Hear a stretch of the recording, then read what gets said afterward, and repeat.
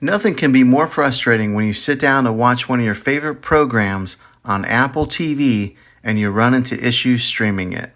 Well, in today's tech video, I'm going to show you how to fix Apple TV if it isn't working on your Amazon Fire TV.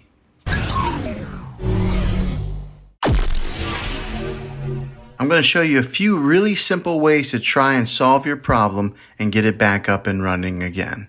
The first one is probably the easiest one to try, and that's to unplug your TV from the wall outlet and wait 60 seconds. Now don't be impatient here, wait the whole 60 seconds and then plug it back in. This is very different from turning your TV on and off with your remote control.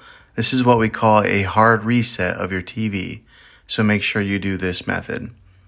If that doesn't work, then find your router that is giving you Wi-Fi and unplug the power to that for 60 seconds. Then plug it back in. If it fixes it, great. If not, let's move on to the next method. Try deleting the Apple TV app off of your TV. Go to wherever your apps are located on your system and remove the app altogether. Then reinstall the Apple TV app again. After you reinstall it, you might have to log back in with some of your credentials, but hopefully this will work.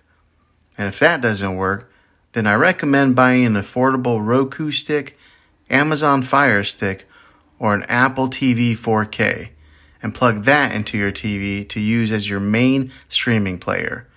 You'll be able to access Apple TV that way. Now I'll put links in the description down below of where you can get one of these devices. Well, hopefully this video was helpful. If it was, go ahead and throw a thumbs up on it. Go ahead and subscribe to my channel. I make tech videos all the time, and I would love to have you back in the next one. Take care.